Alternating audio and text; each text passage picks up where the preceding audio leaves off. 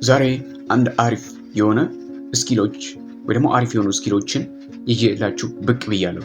እነዚህን ስኪሎች እንዴት እንጠቀማቸው ወይ እንዴት እናሳድግ የምትሉ ሰዎች ልትኖሩ ትችላላችሁ። ከዛ በፊት ሰብስክራይብ ማድረጋችሁ እንዳትረሱ። ይህን ቪዲዮ እስከ መጨረሻው ተከታተሉት። ለምሳሌ ዛሬ ላይ በጣም አሪፍ የሆነ ስኪል ምን አይነት ስኪል እናሳድግ የምትሉ ልጆች ብዙ ናችሁ። አይ ቲንክ ሶ። የመጀመሪያውን እንምጣ።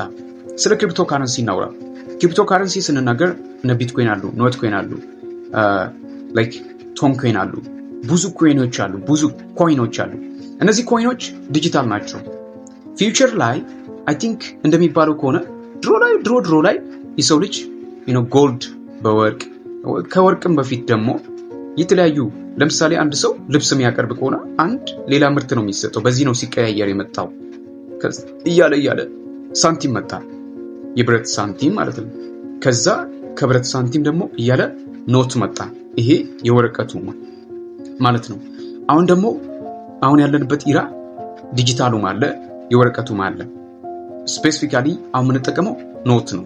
ይሄ ወረቀት የምንቆጥረው ብር ማለት ነው፣ ወይ ደግሞ ዳላር ፓውንድ ሊሆን ይችላል። ከዛ አሁን ወደ ዲጂታሉ እየገባ ነው። እነዚህ ክሪፕቶ ካረንሲ የምንላቸው እያንዳንዱ ዲጂታል ኮይን ናቸው። ዲጂታል ኮይን እንዲህ በእጃችን የምንጨብጣቸው ነገሮች አይደሉም። ልክ በስልካችን በአካውንታችን ትራንዛክት የምናደርጋቸው ናቸው። እነዚህ ፊውቸር ላይ በጣም አዋጭ የሚሆኑ በጣም አዋጭ የሚሆኑ ወይ ደግሞ ትራንዛክሽን የሚፈጸመው በዲጂታል ኮይኖች ነው፣ ወይ ደግሞ እነዚህ ክሪፕቶ ካረንሲ የምንላቸው ነው።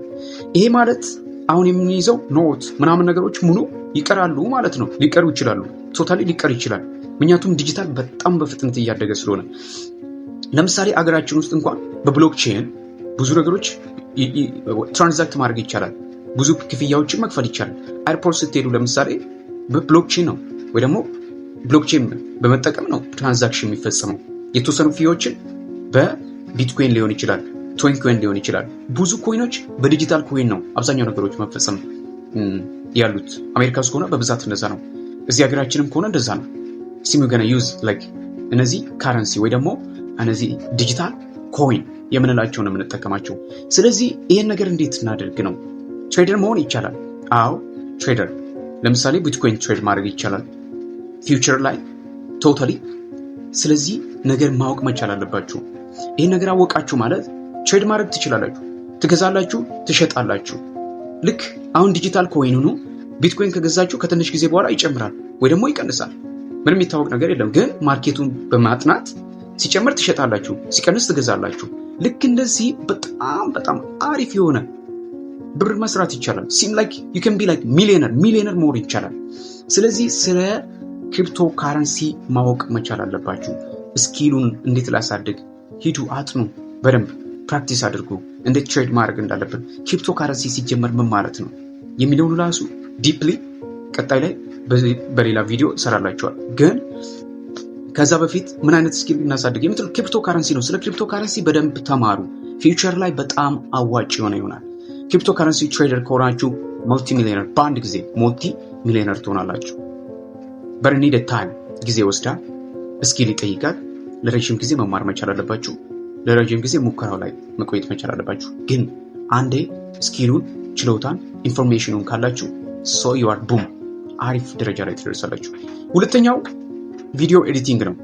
አንድ ሰው ዛሬ ላይ ቪዲዮ ኤዲተር ከሆነ እሲም ላይክ የተለያዩ ድርጅቶች እናንተን ይፈልጋሉ። በኦንላይን ሊሆን ይችላል። ኦንላይን ላይ ስኪሉን ካሳያችሁት ብዙ ሰዎች ይፈልጓቸዋል። ስፔሲፊካሊ ውጭ ሀገር ላይ ያሉት። ወደ ኢትዮጵያ ደግሞ የተለያዩ ድርጅቶች እየገቡ ነው። እያንዳንዱ ድርጅቶች ቪዲዮ፣ ፒክቸር፣ ኢቨን ራይቲንግ የሆነ በቃ ኤዲት የሚያደርግላቸው ሰው ይፈልጋል። ስለዚህ ቪዲዮ ኤዲተር መሆን በጣም አዋጭ የሆነ ገራሚ የሆነ ነገር ነው አሁን በእኛ ደረጃ አሁን ባለንበት ጊዜ ላይ። ስለዚህ ስፔሲፊካሊ ፎከስ አድርጉ፣ በደንብ ተማሩ፣ አሳዱት፣ ስኪሉን አሳድጉ። ቅድሚያ የሚቀድመው ስኪል ነው፣ ከምንም በላይ ስኪል ነው። ሳንቲም ከማግኘታችሁ በፊት ስኪሉን ማሳደግ መቻል አለባችሁ። just you have to just like develop your skill is the best thing። ከዛ ችሎታችሁን ወይ ደግሞ ስኪላችሁን ነው የምትሸጡት ማለት ነው። ስለዚህ ስኪላችሁን በዚህ በቪዲዮ ኤዲቲንግ አሳድጉ። በጣም አሪፍ ነው የሚሆነው። ለምሳሌ አንድ ሰው በቪዲዮ ኤዲቲንግ በጣም አሪፍ ከሆነ ከውጭ ሀገር ክላይንት ሊያገኝ ይችላል፣ ወይ ደግሞ ደንበኛ። አንድ ድርጅት ለምሳሌ የውጭ ሀገር ላይ ያለው ድርጅት የሆነ ለሱ ኤዲት የሚያደርግ ሰው ይፈልጋል። እናንተ ከዛ ደግሞ በኦንላይን የሆነ በቃ በሜሴጅስ እኔ እኮ እንደዚህ ያለ ችሎታ አለኝ በማለት ትጽፉላታላችሁ ወይ ደግሞ ለዛ ሰው ቴክስት ታደርጋላችሁ ማለት ነው። ከዛ ይህን ሰው ሞክርልኝ ምናምን ብሎ ሊልክላችሁ ይችላል። እስቲ ይህን ቪዲዮ ኤዲት አድርግልኝ ተብሎ ሊልክላችሁ ይቻላል። ከዛ ኤዲት አድርግታችሁ ችሎታችሁን ማሳየት መቻል አለባችሁ። ከዛስ ዳይሬክትሊ ለዛኛው ተቋም መስራት ትችላላችሁ ማለት ነው። ዳይሬክትሊ ፐርመንት በየወር ወይ ደግሞ በየቪዲዮ ሊከፍሏችሁ ይችላል። በዶላር ነው በኢትዮጵያን ብር አይደለም እያልኳችሁ ፈልጉ። የውጭ ሀገር ክሊየንት ካላችሁ ወይ ደግሞ የውጭ ሀገር ደንበኛ ካላችሁ ማለት ነው። that's the way። ስለዚህ ቪዲዮ ኤዲተር መሆን ቀላል ነገር አይደለም በዚህ አሁን ባለንበት ዘመን ማለት ነው። ኦኬ የዛሬው ቪዲዮ በዚህ አበቃን። በመጨረሻው ከተመቻችሁ ላይክ ሼር አድርጉ። ሌላ ቪዲዮ እንድንሰራላችሁ ከፈለጋችሁ በኮመንት መውደዳችሁን አለመውደዳችሁን አስቀምጡልን። that's the point what I'm saying።